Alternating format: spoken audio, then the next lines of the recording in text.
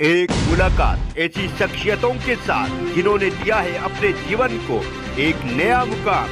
रूबरू कराएंगे ऐसी कुछ हस्तियों के साथ एक खास शख्सियत के साथ मुलाकात जयदेव पटेल के साथ नंबर 1 इंडिया न्यूज पर। नमस्कार व्यूअर्स, मैं जयदेव पटेल और आप देख रहे हैं नंबर 1 इंडिया न्यूज। आपका एक बार फिर स्वागत है एक खास शख्सियत के साथ मुलाकात प्रोग्राम में। आज हम बात करेंगे अमेरिकी राष्ट्रपति चुनाव के नतीजे आज आ चुके हैं, जिसमें कहीं ना कहीं कमला हैरिस को पीछे छोड़ते हुए डोनाल्ड ट्रंप एक बार फिर राष्ट्रपति बनने जा रहे हैं। आखिर ये कितना अहम है भारत के लिहाज से और इसके क्या कुछ असर आगे आने वाले समय में आतंकवाद पर नकेल कसने में भी कारगर साबित होंगे। इन्हीं तमाम मुद्दों बात करने के लिए हमारे साथ खास सम्मान रिटायर्ड में जनरल ए के सिवात। मैं जनरल ए के सिवात आपका बहुत स्वागत आज मेरे प्रोग्राम में। थैंक यू वेरी मच जी, मैं जनरल ए के सिवात आपसे मेरा पहला सवाल है कि एक जो ऐतिहासिक जीत जो दर्ज की आज अमेरिकी राष्ट्रपति चुनाव में डोनाल्ड ट्रंप ने एक बार फिर राष्ट्रपति बन करके, कैसे देखते हैं आप इसको? हाँ, देखो बहुत बड़ी जीत है क्योंकि ये सेकंड प्रेसिडेंट है जो कि बीच में जो गैप दे के दोबारा प्रेसिडेंट बने। कॉन्जिक्यूटिव तो बनते रहे। ये सच्चाई है कि अगर डोनाल्ड ट्रंप अभी 47 प्रेसिडेंट बनेंगे अमेरिका के तो बहुत चेंजेस लाने वाले हैं। पहली बात तो सबसे इम्पोर्टेंट चीज है कि इनका जो बेसिक रीजन जीतने का है कि एक तो ये इकोनॉमी के ऊपर ध्यान दे रहे थे, इलीगल माइग्रेशन के ऊपर बातचीत थी कि इलीगल माइग्रेशन बंद करेंगे, और तीसरा कहीं ना कहीं हाउसिंग के बारे में बात थी, इन्फ्लेशन के बारे में बात थी। तो ये सच्चाई है, ये अमेरिका फर्स्ट की बात हो रही थी। तो कहीं ना कहीं जो ये बातचीत कर रहे थे लोगों के साथ वो रेजोनेट किया है।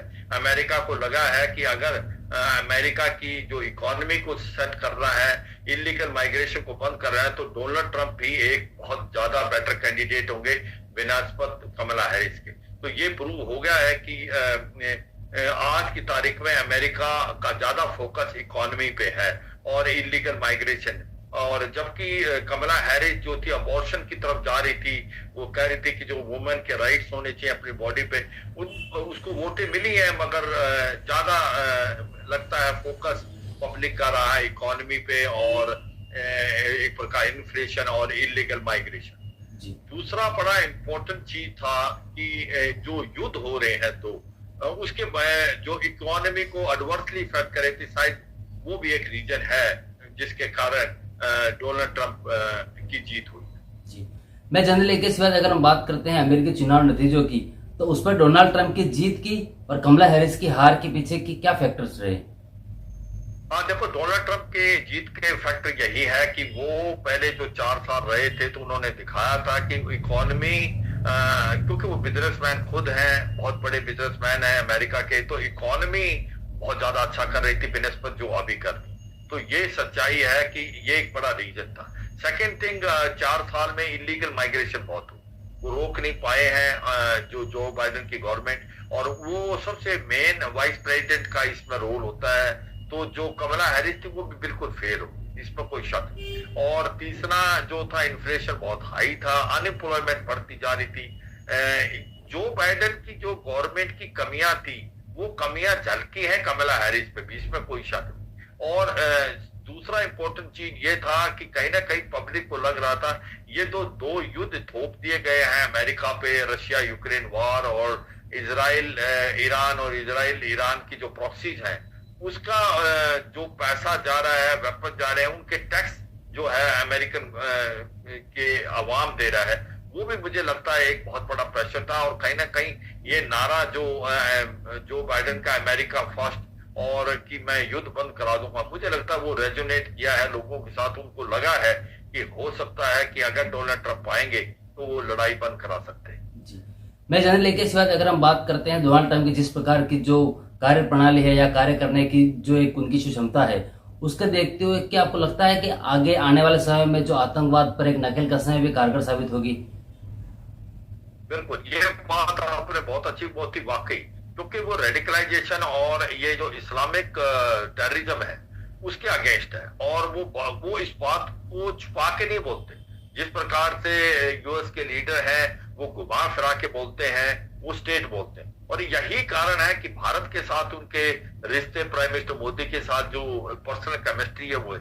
ये जो टेररिज्म पाकिस्तान की तरफ से फैलता है, ये रेडिकलाइजेशन पूरे वर्ल्ड में हो रही है, वो इसके खिलाफ है, इसमें कोई शक नहीं। जहां चाइना का फैक्टर है वो भारत के साथ है, और स्पेशली इंडो पैसिफिक में भी इसमें कोई नहीं। सबसे इंपॉर्टेंट चीज है जो रेडिकलाइजेशन की आपने बात की, वो बांग्लादेश।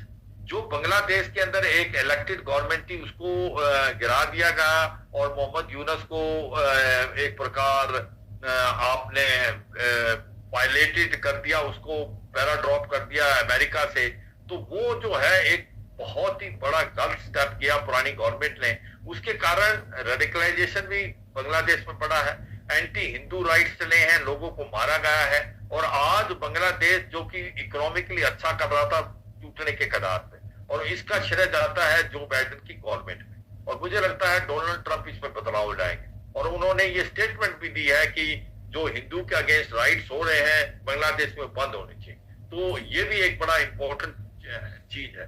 तीसरा जो इंपॉर्टेंट चीज है, मुझे लगता है कि जैसे बात हुई थी रशिया यूक्रेन लड़ाई बंद हो जाएगी, इजराइल और जो ईरान के साथ लड़ाई है इसमें कमी आएगी, क्योंकि ईरान को मालूम है कि अगर वो नहीं माना और वो लड़ता रहा और उसने पलटवार किया इजराइल पे, फिर अमेरिका इजराइल के साथ आएगा और डोनाल्ड ट्रंप किसी हद तक जा सकते हैं। एक डर पैदा होगा ईरान के, और ईरान की इकोनॉमी अच्छा निकले तो ईरान को उस डर के कारण मुझे लगता नहीं कि वो जो अब सोच रहा था कि उसने हमला करना है दोबारा इजराइल पे, वो डायरेक्टली करेगा, ज्यादा से ज्यादा नाम के लिए करेगा, वो भी इराक से या सीरिया से करेगा। जी, मैं जानने लेके इस बात आपसे मेरा एक आखिरी सवाल है कि अमेरिकी राष्ट्रपति चुनाव के नतीजों में डोनाल्ड ट्रंप की जो ऐतिहासिक जो जीत दर्ज हुई है, ये भारत के लिए कितनी फायदेमंद साबित होगी?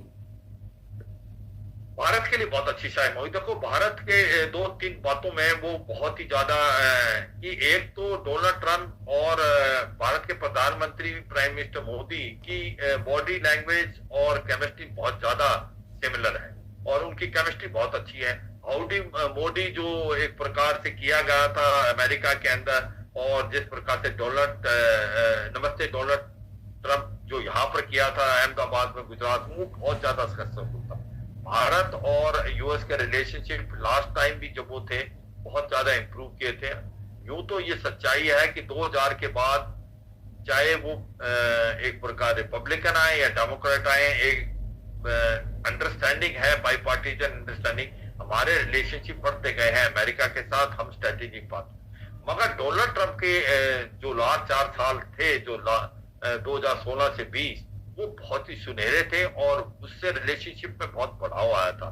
और मुझे लगता है कि उसमें कंटिन्यूटी आएगी, क्योंकि अगर आप देखें कि अभी जो बाइडेन की गवर्नमेंट जो मैंने बताया, एक तो कहीं ना कहीं बांग्लादेश के अंदर जो उन्होंने कार्रवाई की, दूसरा कुछ एक लेट वो एक प्रकार टेल ट्विस्टिंग कर रहे थे। हमें जो इंजन देना था G404 414, उसमें डिले किया उन्होंने जानबूझ के, और कहीं ना कहीं जो MQ-9 ड्रोन थे उस पर भी डिले, क्योंकि उनको लगता था कि भारत जो है अपनी मनमानी कर रहा है, रूस के नजदीक जा रहा है।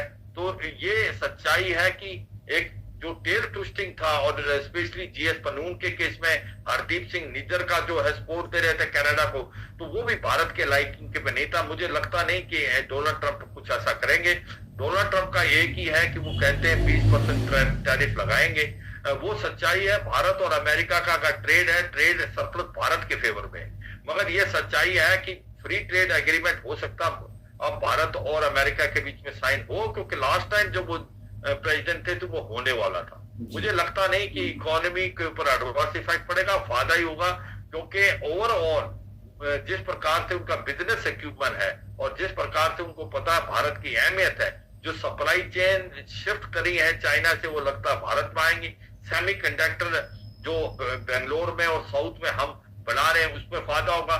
जो अब ट्रांसफर ऑफ टेक्नोलॉजी हुई है, स्पेशली M777 जिसको अभी महिंद्रा डिफेंस बना रहा है, अभी C295 जो एयरबस के साथ बन रहा है वडोदरा, उसमें बढ़ोतरी होगी। मुझे लगता है अभी डोनाल्ड ट्रंप 2.0 बहुत ही अच्छी रहेगा भारत के लिए। भारत और अमेरिका के रिलेशनशिप जो बढ़ेंगे, और दोनों ही की जो एक प्रकार लार्जेस्ट डेमोक्रेसी, एक ओल्डेस्ट डेमोक्रेसी में अगर वो दोनों इकट्ठे हैं, तो ये पूरी वर्ल्ड की इकोनॉमी के लिए भी अच्छा है और वर्ल्ड की शांति के लिए भी बहुत अच्छा है। जी, मैं जानने के बाद आपने हमारे लिए समय निकाला, उसके लिए बहुत बहुत धन्यवाद। Thank you.